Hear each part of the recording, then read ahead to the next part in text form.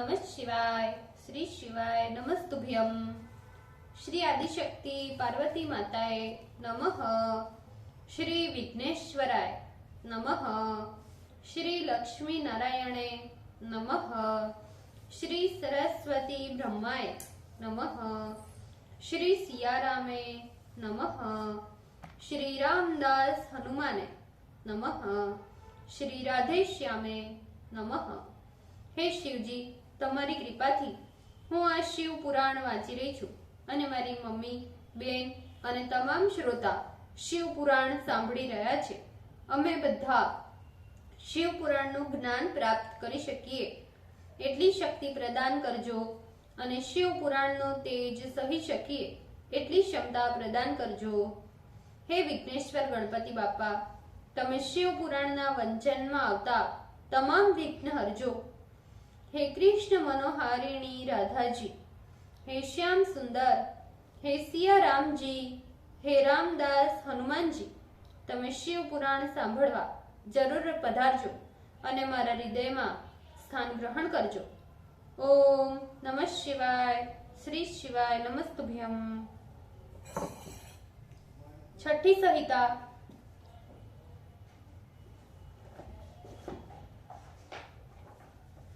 अष्टादश अध्याय, page number 1615। यतियों के गुरुत्व के कारण का कथन और शिष्यकरण विधि। शौनक जी बोले, इस प्रकार रहस्यपूर्ण एवं परम अद्भुत वेदांत सार को सुनकर वामदेव ने महेश्वर पुत्र कार्तिकेय से पुनः प्रश्न किया। शिव ज्ञान में तत्पर योगी वामदेव धन्य है जिनके संबंध से इस प्रकार की दिव्य एवं परम पावनी कथा उत्पन्न हुई है। इस प्रकार उन मुनियों के स्नेहयुक्त वचन सुन महाबुद्धिमान सुत जी शिव का ध्यान करते हुए प्रसन्न मन हो उन महर्षियों से बोले, तुम लोग महादेव के भक्त एवं लोक उपकारी हो, अतः धन्य हो। अब कार्तिकेय एवं वामदेव के संवाद को पुनः सुनो। इस प्रकार स्कंद के द्वैतनाशक वचन सुनकर महर्षि वामदेव बहुत प्रसन्न हुए। उन्होंने शिव पुत्र कार्तिकेय को बारंबार नमस्कार किया। तदंतर विनय पूर्वक पूछने लगे, हे सर्वतत्वज्ञ, हे षण्मुख, हे अमृत वारिधि कार्तिकेय, इन आत्मज्ञानियों का इतना बड़ा महत्व क्यों है? इन जीवों को भोग मोक्षादि की सिद्धि किस कारण से होती है? सांप्रदाय की परंपरा के बिना इन्हें उपदेश का अधिकार क्यों नहीं है? इन यतियों का इस प्रकार क्षौर कर्म क्यों होता है तथा ऐसा अभिषेक भी क्यों किया जाता है? इन सभी बातों को कहकर आप मेरा संदेह दूर कीजिए। वामदेव के इस प्रकार प्रश्न पूछकर कार्तिकेय जी मन ही मन शिवा और शिव को प्रणाम कर कहने लगे, अब मैं संसारियों का योग पट्ट यानी दीक्षा काल में सन्यासियों का वस्त्र धारण की विधि कहता हूँ, जिसके कारण उनको गुरु तत्व प्राप्त होते हैं। हे वामदेव जी, ये परम गुप्त कथा है। मैं तुम्हारे से प्रेम से कहता हूँ, स्मरण करो। वैशाख, श्रावण, आश्विन, कार्तिक, मार्गशीर्ष, माघ मास के शुक्ल पक्ष में उत्तम दिन में पंचमी अथवा पूर्णमासी को प्रातः काल की नित्य कर्म विधि समाप्त कर शिष्य गुरु की आज्ञा ले स्थिर चित्त हो नियम पूर्वक स्नान करे। पर्यंक शौच, ये विधि संन्यास पद्धति आदि ग्रंथों में भी लिखी गई है। उस वस्त्र से अपने शरीर को पोंछकर दूना डोरा बांधकर कटी वस्त्र एवं उत्तरीय धारण करे। फिर पैर धो 2 बार आचमन करे। सघो जातादि मंत्र से प्रथम मस्तक पर भस्म धारण करे। तदंतर सारे शरीर में भस्म लगाए। हे मुने, तदंतर पूर्वाभिमुख हो सुप्रसन्न गुरु को अंजलि बांधे हुए प्रणाम करे। गुरु के हाथ में अपना हाथ पकड़ाकर अलंकृत मंडप में, जहां कुशा उसके ऊपर मृग चर्म तथा उस पर कपड़ा बिछा हो ऐसा आसन बनाए और बैठे। आचार्य अपने हाथ में शंख लेकर अस्त्र मंत्र से उसे आधार पर स्थित करे। अनंतर साधार शंख की कुसुम आदि से पूजा करके कवच एवं अस्त्र मंत्र से उसे शंख में जल डाले और पूर्ववत पुनः षडक के क्रम से उसका पूजन कर प्रणव मंत्र से 7 बार उस जल को अभिमंत्रित करे। पुनः गंध पुष्पादि से पूजन कर धूप दीप दिखाए। अस्त्र मुद्रा दिखाकर उस शंख को कवच द्वारा वेष्टित करे।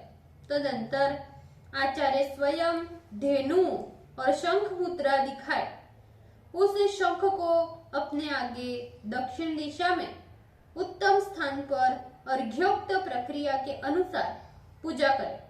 पुनः उत्तम मंडल का निर्माण कर सुगंधित पुष्पों से उसकी पूजा करे। इस प्रकार आधार को शुद्ध कर उस पर शुद्ध घड़ा स्थापित करे। उसमें सूत लपेटे तथा धूप देकर सुवासित जल से घट को पूर्ण करे। उसमें पीपल, पाकड़, जामुन, आम एवं वट इन पांचों का छाल एवं इन्हीं पांचों के पत्तों को रखे। हाथी, घोड़े, रथ, वाल्मीकि एवं नदी के संगम स्थल की मिट्टी में सुगंधित जल मिलाकर कलश में उसी से लेप करे। वस्त्र, आम्रपत्र, कुशाग्र और नारियल तथा फूल से कलश को पूर्ण करे। इस प्रकार अन्य वस्तुओं से भी उस घट को अलंकृत करे। हे मुनीश्वर, उस घट में पंचरत्न अथवा उसके अभाव में केवल सुवर्ण भक्ति पूर्वक निक्षिप्त करे। नील, माणिक्य, सुवर्ण, मूंगा, गोमेद इन पांचों को पंचरत्न कहते हैं। ध्रुमल सख उच्चारण कर अंत में ग्लूम उच्चारण कर आचार्य प्रीति से विधान पूर्वक आधार शक्ति से लेकर पंचावरण पर्यंत ततत देवताओं का आवाहन कर पूजा करे। पुनः खीर का नैवेद्य लगाकर तांबूल प्रदान करे और जब तक 8 नामों से पूजा नहीं हो तब तक उसको अभिमंत्रित करता रहे। 108 बार प्रणव का उच्चारण कर सघोजात से ईशानादि पर्यंत पंच ब्रह्म के मंत्रों को पढ़ते हुए अस्त्र मुद्रा दिखाकर कवच मंत्रों से उसे आच्छादित करे तथा भक्ति पूर्वक धूप एवं दीप प्रदान कर अनंतर धेनु और योनि मुद्रा प्रदर्शित करे। तदंतर आचार्य उस खीर के ऊपर कुशा रखकर मंडल के ईशान कोण में चौकोर वेदी का निर्माण करे। उसके ऊपर विधि पूर्वक आसन रखकर उस पर अपने शिष्य को बिठाए। स्वस्ति वाचन करते हुए घड़े को दाहिने हाथ से उठाकर शिष्य के मस्तक पर अभिषेक करे। तदंतर प्रणव का 7 बार उच्चारण कर पर ब्रह्म के मंत्रों से शंख का जल उसकी चारों ओर वेष्टित करे। मनोहर दीप दिखाकर वस्त्र से पोंछकर नए डोरे, वस्त्र तथा कौपीन धारण करे। पैर धोकर 2 बार आचमन करा तथा भस्म लगाकर आचार्य शिष्य को अपने हाथ से पकड़कर मंडप के मध्य में उसके निमित्त रखे हुए आसन पर सुख पूर्वक बिठाए और भस्म लगाए।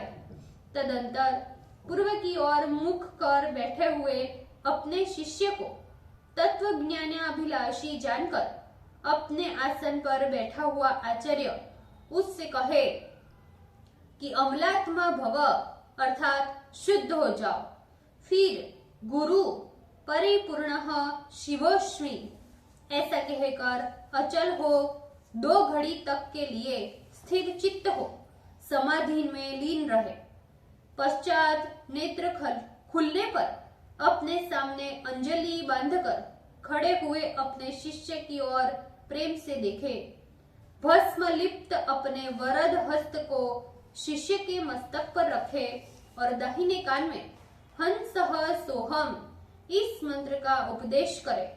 शिष्य से कहे कि इस मंत्र के आद्य अक्षर अहम के अर्थ शक्यात्मा जो स्वयं शिव है वही शिव मैं हूं ऐसा अपने मन में विचार करे।